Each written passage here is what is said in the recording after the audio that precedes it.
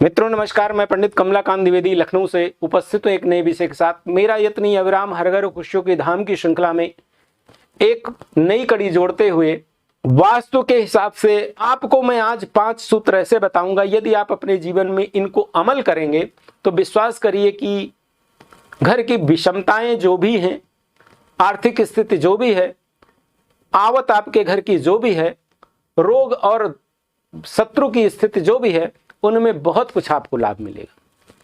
मित्रों, मैं ये उपाय बताऊं इसके पहले मेरा निवेदन है कि यदि आप पहली बार मेरे चैनल पे आए हैं तो कृपया चैनल को सब्सक्राइब कर लें, जिससे भविष्य में भी आपको इस तरह की ज्ञानवर्धक जानकारी आपको मिलती रहे। किसी भी जिज्ञासा के लिए आप कमेंट्स का माध्यम चुन सकते हैं। मित्रों, घर का जो मुख्य द्वार होता है, जिस तरह व्यक्ति का चेहरा देख के आप उसके व्यक्तित्व का आकलन कर लेते हैं, उसी तरह घर का जो मुख्य द्वार होता है, ये घर के वास्तु और घर में वास करने वाले व्यक्तियों के व्यक्तित्व, उनकी स्थित अवस्था को भी खाता है।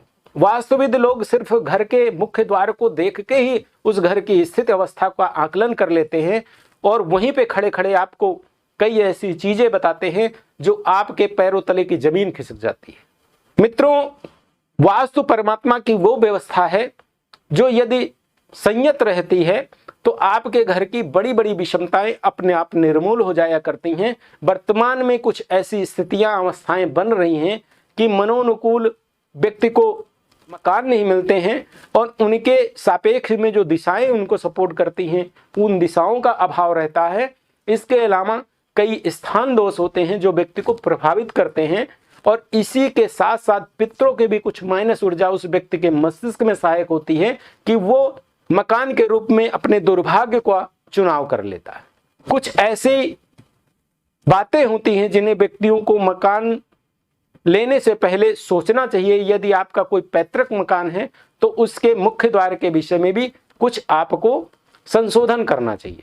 जिस तरह आप अपने चेहरे को बना संवार के रखते हैं, ठीक उसी तरह घर का जो मुख्य द्वार होता है, आप प्रातःकाल उठते ही घर की चौखट को आप जरूर धो लें।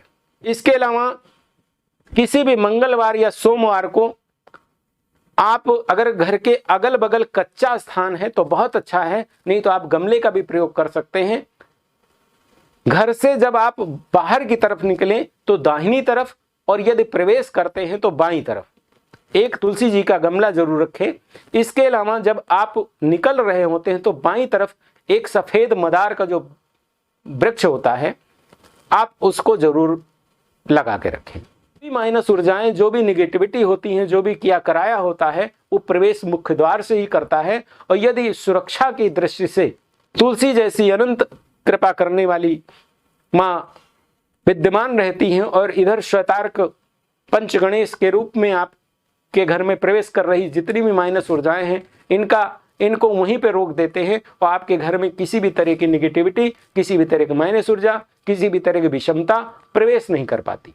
आप अपने घर के मुख्य दरवाजे के सामने साफ सफाई का विशेष ध्यान रखें और गोधूल बेला सूरज के 35 मिनट का जो समय होता है, इसमें आप एक सरसों तेल का दीपक अपने घर के मुख्य द्वार के दाहिनी तरफ जब आप निकल रहे हैं तो उसका जो दाहिना राइट हैंड की साइड का जो भी दिशा होती है, वहां पे कुछ नीचे रखने के बाद दीपक रखें। जमीन में दीपक नहीं रखा जाता है।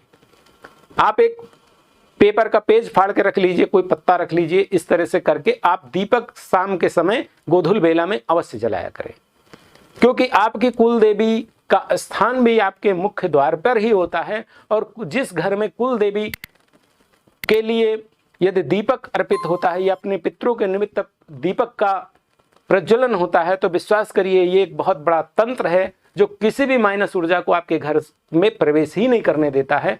और आपके घर में जो आएगा वो पॉजिटिविटी आएगी।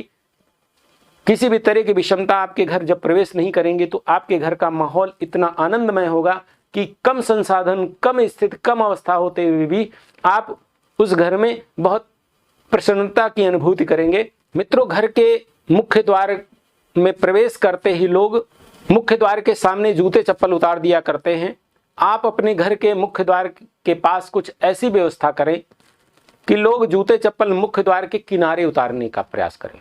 जब आप एक नियत स्थान बना देंगे, वहां पे 1-2 जोड़ी चप्पल आप रख देंगे जो दिखाई भी ना दे और घर के मुख्य द्वार के अगल बगल हों, ऐसी स्थितियों से आपके घर में बहुत लाभ मिलेगा और अननेसेसरी जो भी माइनस ऊर्जाएं हैं आपके घर से दूर रहेंगी।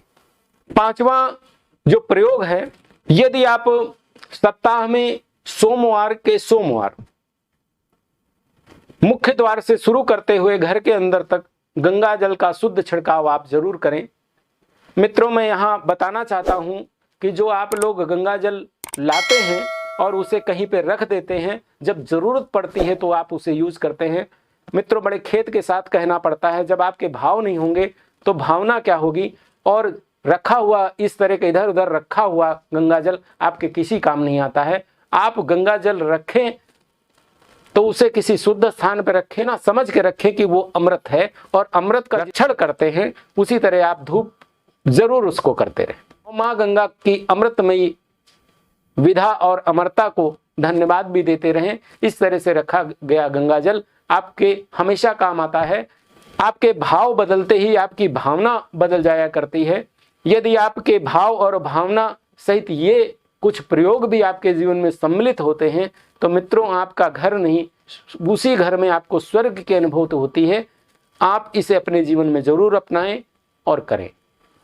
मित्रों, आपके घर में खुशियों का आयाम हो, इन्हीं कामना के साथ आज मैं अपनी वाणी को विराम देता हूं। आप अपने जीवन में अपनाते हैं और अपनों को इसे आप प्रेषित करते हैं, शेयर करते हैं, तो आप समझ लीजिए कि आपके ग्रह की स्थिति और अवस्था, आपकी मन स्थिति और अवस्था आपके मनोनुकूल होकर उन्नति की तरफ अग्रसर होगी।